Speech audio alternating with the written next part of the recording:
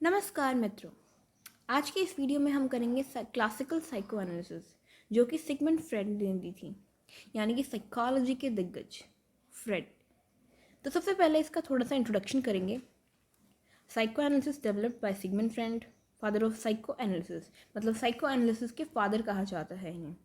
He viewed human behavior as a dynamic manifestation of unconscious desires and conflicts. Free association form of catharsis. He viewed human beings as motivated by unconscious desire for gratification of pleasure seeking desire. इनका मानना था कि जो unconscious desires हैं, जो unconscious क्या होता है, ऐसी चीज़ें जो हमें अनकॉन्शियस माइंड हमारा वो पार्ट होता है माइंड का जिससे हम खुद भी अवेयर नहीं होते। और फ्रेड का मानना था 90% चीज़ें जो हम करते हैं अपनी डेली लाइफ में वो अनकॉन्शियस डिज़ायर से या अनकॉन्शियस नीड से या अनकॉन्शियस बिहेवियर से सीधा सीधा रिलेट करती हैं, जिससे हम खुद भी अवेयर नहीं होते। राइट, तो ये वो कह रहा है। He focus on unconscious sexual and aggressive drives that determine and influence human behaviour. जो इनकी पूरी थ्योरी थी, इन्होंने सबसे ज़्यादा जो फोकस किया है वो मेनली तो किया है अनकॉन्शियस और सेक्शुअल डिज़ायर्स पर, और एग्रेसिव डिज़ायर ड्राइव्स भी जो हैं इसमें वो भी थी, बट मेनली जो है बहुत ज़्यादा अमाउंट में वो अनकॉन्शियस और सेक्शुअल। राइट, तो अब इसके जो अजम्पशंस है, जो इनकी पूरी थ्योरी है वो 3 पार्ट्स में डिवाइडेड है। एक तो स्ट्रक्चर ऑफ पर्सनालिटी, एक डायनामिक्स ऑफ पर्सनालिटी, और एक है oral sexual stages of development. तो हम बारी बारी करेंगे। तो इसका फर्स्ट पार्ट करते हैं, स्ट्रक्चर ऑफ पर्सनालिटी। इसके 2 पार्ट्स हैं, एक है टोपोग्राफिकल मॉडल, एक है स्ट्रक्चरल मॉडल। टोपोग्राफिकल मॉडल भी 3 पार्ट्स में डिवाइडेड है, कॉन्शियस, सबकॉन्शियस और अनकॉन्शियस। कॉन्शियस हमें सबको पता है, which involve thoughts, feelings and the actions about which people are aware of reality present situation. Conscious mind वो होता है 0 to 15 सेकेंड और यू कैन से 30 सेकेंड्स के बीच जो भी आपके साथ हो रहा है, जो भी आपके दिमाग में थॉट्स आ रहे हैं, इनफैक्ट जो मैं बोल रही हूँ ये मेरा कॉन्शियस है। राइट, या जो मैं अभी एक्चुअल मोमेंट पे सोच रही हूँ 0 से 30 सेकेंड या फिर 15 सेकेंड तक, वो मेरा कॉन्शियस माइंड है। चाहे मैं कोई भी एक्टिविटी करूँ, चाहे मैं कोई भी थॉट्स लाऊँ, फीलिंग्स लाऊँ और उसको एग्जीक्यूट करूँ। राइट, बट उसके बाद कौन सा स्टार्ट हो जाता है, हमारा subconscious, the hidden part of your mind that can affect the way that you behave without you realising. कई बार क्या होता है, हम अवेयर नहीं होते उस पर्टिकुलर सिचुएशन। सबकॉन्शियस वो होता है कि हम उस बिहेवियर से या फिर उस थॉट से अवेयर नहीं होते, लेकिन वो हमारे बिहेवियर में झलकता है साफ साफ। जैसे कि आप अभी कुछ हुआ आपके साथ और आप थोड़ा सा उदास हो जाते हैं, लेकिन आपको इतना भी नहीं, हल्का फुल्का उदास हो जाते हैं, और थोड़ी सी देर में आप 5 से 10 मिनट में, आधा घंटे में आप बिल्कुल नॉर्मल हो जाते हैं। लेकिन फिर भी कहीं ना कहीं आपको जो आप उदास हुए थे 1 घंटे पहले वो अफेक्ट करेगा। आपको लगेगा कि आप ओके हैं, बट आप ओके नहीं होते। तो ये है आपका सबकॉन्शियस। नेक्स्ट है अनकॉन्शियस, जिस पे फ्रेड ने बहुत ज़्यादा फोकस किया, वो है unconscious. The unconscious is the most important part of the mind, and in terms of iceberg analogy it is equivalent to the part of the ice that is submerge into the water, largest part of the mind. Iceberg जैसे कि ये पानी, ये ice, और ये मतलब unconscious. हम aware ये हैं, ठीक है, लेकिन ये जो अनकॉन्शियस माइंड है ना, ये अनकॉन्शियस माइंड ये इतना ज़्यादा फैला हुआ है जिसके बारे में हमको खुद को भी नहीं पता कि एक्चुअली है क्या। हम खुद भी अवेयर नहीं होते अपने कुछ थॉट्स से, अपने कुछ फीलिंग्स से। अनकॉन्शियस में वो पड़ा होता है जिसको हम रिमाइंड नहीं करते, जिसको हम प्रैक्टिस नहीं करते। एक बार भी मान लो आपके पास कोई थॉट आता है, कोई भी इंसान आया, आप उससे कभी नहीं मिलते, आप उससे किसी भी सिचुएशन के दौरान या किसी भी बातचीत के दौरान उसे याद नहीं करते हैं, तो वो आपका कॉन्शियस से सबकॉन्शियस में जाता है और सबकॉन्शियस से अनकॉन्शियस में। सबकॉन्शियस में क्या होता है, अगर आप याद करने की कोशिश करते हैं तो आपको याद आ जाता है, बट अनकॉन्शियस में आपको वो चीज़ें याद नहीं आती। सिर्फ 1 से 2% चांस होते हैं अनकॉन्शियस में कि आपको वो चीज़ें याद आ जाए, बट नहीं आती एक्चुअल में। तो वो है आइसबर्ग। तो इसमें क्या करते हैं, इसमें जो साइकोलॉजिस्ट या साइकेट्रिस्ट होते हैं ना, वो आपको हिप्नोटिज्म करते हैं आपकी अनकॉन्शियस की बातें जानने के लिए। कई जैसे कि इनका मानना है कि अनकॉन्शियस माइंड हमारे बिहेवियर को अफेक्ट डालता है बहुत ज़्यादा। तो जब अनकॉन्शियस माइंड में चला गया तो हम चाहकर भी नहीं पता लगा सकते कि वो कौन सी बात थी जो हमारे बिहेवियर पे या फिर हमें एनजाइटी दे रही है, ऐसा कुछ भी। तो इसके दौरान हिप्नोटिज्म का उपयोग किया जाता है। अब इसी का ये 2 पार्ट्स में डिवाइड था, जैसे कि ये स्ट्रक्चर ऑफ पर्सनालिटी, एक तो टोपोग्राफिकल मॉडल जो हमने डिस्कस कर लिया है। अब बारी आती है स्ट्रक्चरल मॉडल की। Freud divided mind into 3 provinces, id, ego and superego. जो स्ट्रक्चरल मॉडल है ये भी आपके 3 पार्ट्स में डिवाइड है, id, ego and superego. ये मैं आपको शॉर्ट में बताऊं तो जैसे कि आप नोट्स पढ़ लेना वैसे तो, बट अगर मैं आपको शॉर्ट में बताऊं तो जो इड है वो बेस्ड है आपके प्लेजर प्रिंसिपल पे। इड को कोई मतलब नहीं होता कि रियलिटी में क्या हो रहा है, मतलब रियलिटी से इसका कोई भी वास्ता नहीं होता, ये कोई भी रूल्स एंड रेगुलेशन फॉलो नहीं करता। इड का मतलब अगर आपको कोई भी डिज़ायर है, कोई भी चीज़ चाहिए तो इसका मतलब वो चाहिए किसी भी कंडीशन पे, चाहे किसी को चोट पहुँचे, चाहे किसी को हर्ट हो, कि कुछ भी हो, आपको उस चीज़ से मतलब नहीं है। बस आपको ये है कि मुझे वो चीज़ चाहिए, प्लेजर, आपको सिर्फ प्लेजर मिलेगा। तो इसको इसलिए बोलते हैं प्लेजर प्रिंसिपल, कि इट को सिर्फ और सिर्फ अपने प्लेजर से मतलब है, बाकी सारी चीज़ें जाएं भाड़ में। जैसे कि मेरी राइटिंग भी जाए भाड़ में। राइटिंग अच्छी थी बट मार्कर अच्छा नहीं था, इग्नोर, चलो ठीक है। तो ये इट का ये था। और फिर आता है आपका ईगो। ईगो क्या होता है? आपका रियलिटी प्रिंसिपल पे बिलीव करता है। मतलब कि ईगो में क्या होता है, पर्सन को एक चीज़ चाहिए, वो उसको मांगता भी है, लेकिन वो रियलिटी पे विश्वास रख के चलता है। अगर वो चीज़ उसके बस में नहीं है या फिर उसको किसी ने मना कर दिया कि आपको ये नहीं मिल सकती, तो वो उस चीज़ को समझता है, उस चीज़ को इवेलुएट करके उस चीज़ में खुश रहता है। तो वो रियलिटी प्रिंसिपल, कि वो रियलिटी से लिंक करता है। ऐसा नहीं है कि उसको चीज़ चाहिए तो चाहिए, उसको चीज़ चाहिए, उसने बोला, बट अगर उसको नहीं मिलती दैट्स इट्स ओके, ठीक है। तो ये है इसमें या फिर आता है सुपर ईगो। सुपर ईगो में क्या है? सुपर ईगो अबव आए, मतलब खुद से भी ऊपर उठ जाता है इंसान। और एक चीज़ और, सुपर ईगो ईगो को रेगुलेट करेगा और ईगो इड को रेगुलेट करेगी, तो आपस में इंटरलिंक है, राइट। तो सुपर ईगो जो होता है ये मोरालिटी के प्रिंसिपल पर होता है, या फिर आइडियलिस्टिक प्रिंसिपल हम बोल सकते हैं, उस पर वेरी करता है। ये बहुत ज़्यादा मोरलाइज्ड होता है। अगर इसे कुछ चीज़ चाहिए भी तो शायद ये मॉरली देख के कि भाई शायद वो गलत हो सकती है या फिर ऐसा नहीं करेंगे, वो मॉरली ठीक होता है।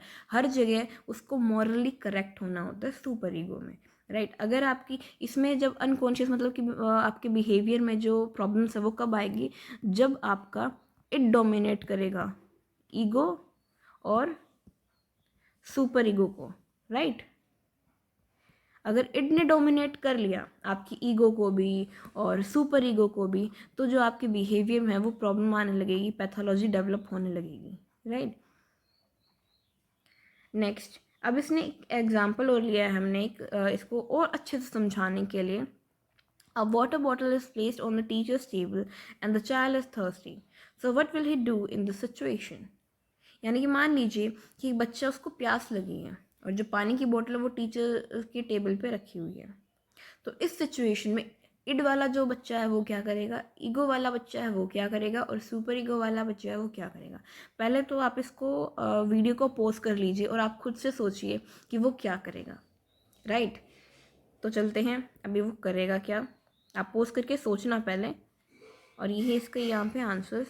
इन it situation the child will get up from his bench and pick up the water bottle placed on teacher's table, drink water from it and fulfil his need. तो इनमें क्या होगा, उसको कोई मतलब नहीं, उसको प्यास लगी है, बॉटल सामने दिख रही है, तो उस बॉटल के पास जाएगा, उसको उठाएगा और पानी पी लेगा। कोई परमिशन नहीं, कोई कुछ नहीं, बस उसको ये था मेरी नीड है और उसको फुलफिल करना है, उसको प्लेजर मिला, राइट। ईगो में क्या होगा, स्टूडेंट जो है वो परमिशन लेगा मैम से प्रॉपरली कि मुझे प्यास लगी, क्या मैं आपकी बॉटल से पानी पी सकता हूँ। उसको परमिशन मिलेगी तो वो पी लेगा, नहीं मिलेगी तो वो नहीं पिएगा, राइट। तो उसने प्रॉपर परमिशन ली, रियलिटी में चल रहा है वो। सुपर ईगो में क्या होगा, जैसा कि मैंने आपको बताया था कि मॉरली करेक्ट होगा इसमें स्टूडेंट। इसमें क्या होगा, वो बच्चे, जो बच्चा होगा वो मैम से पूछेगा, आई एम सॉरी, ईगो में पूछता है। सुपर ईगो में क्या होगा, वो मैम से बिल्कुल नहीं पूछेगा, उसको कितनी ही प्यास लगी हो वो वेट करेगा रिसेस होने का या फिर पीरियड ओवर होने का, उसके बाद ही वो क्लास से बाहर जाएगा और बाहर से वो पानी पी के आएगा, वो परमिशन भी नहीं लेगा। वे टीचर की बॉटल है, क्या ही बोलो एंड समथिंग। तो ये 3 सिचुएशन है। इससे आई होप कि आपको क्लियर हो गया होगा कि इड क्या है, ईगो क्या है और सुपर ईगो क्या है। अब इस थ्योरी का जो सेकंड पार्ट है, that is dynamic of personality. ये जो एलिमेंट्स हैं ये आपकी गुड पर्सनालिटी को डेवलप करने में किस तरीके से हेल्प करेंगे या क्या है वो है इसमें। सबसे पहले instinct. The psychological or mental representation of these bodily excitation or need is called instinct.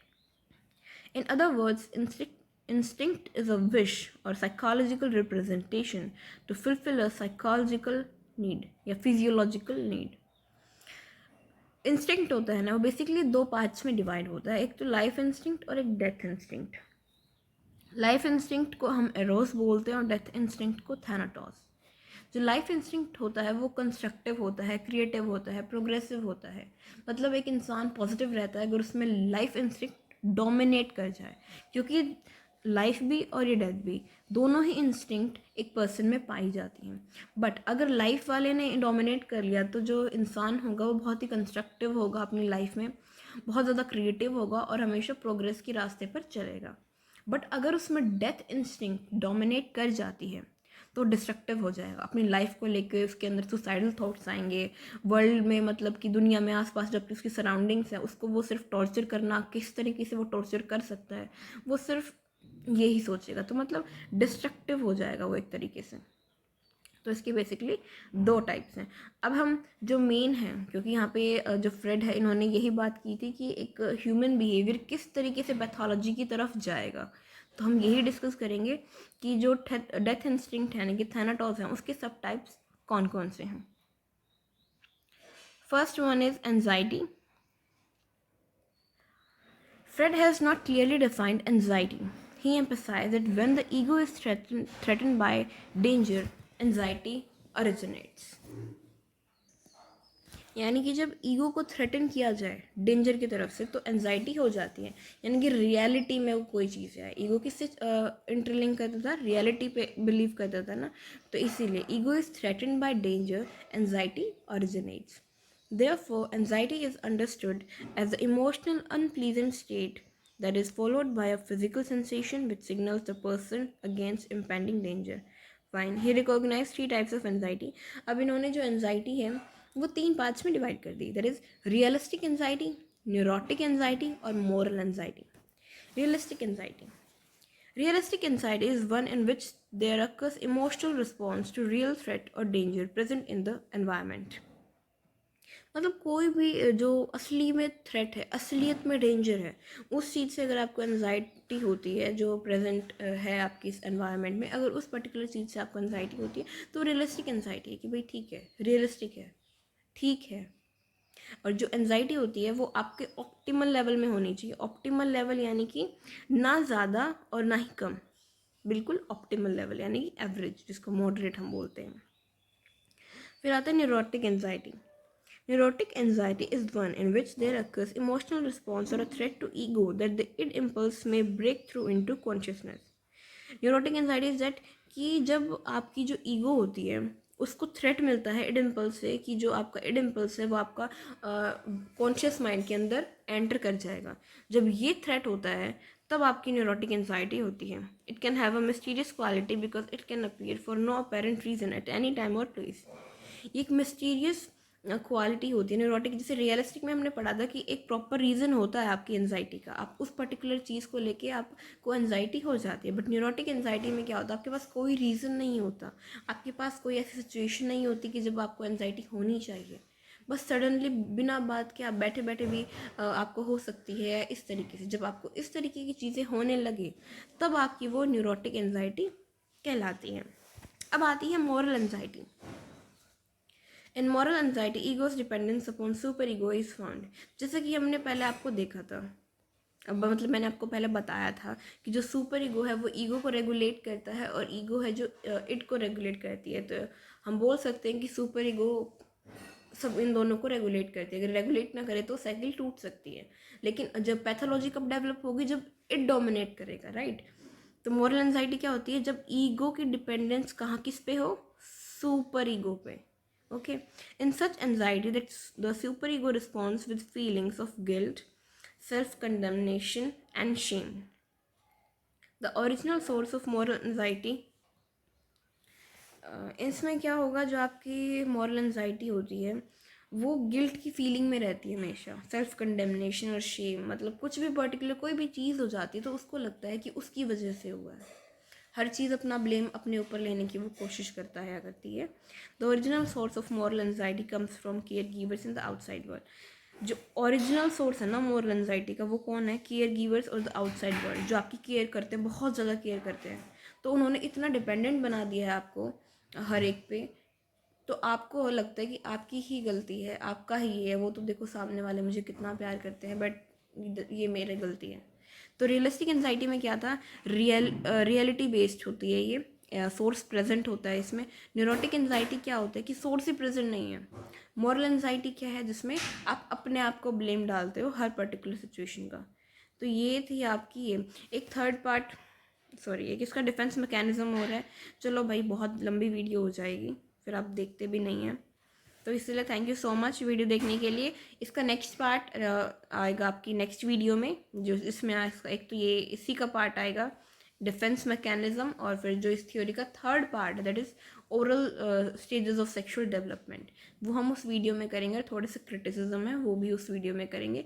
वो वीडियो ज़्यादा लंबी नहीं होगी, इसके बाद थोड़ा ही कंटेंट है। तो थैंक यू सो मच। अगर आपको वीडियो पसंद आई हो, समझ में आया हो, या कोई भी डाउट हो तो प्लीज़ कमेंट में कमेंट करना, और वीडियो को शेयर करना आपके दोस्तों के पास जिनको इनकी ज़रूरत है।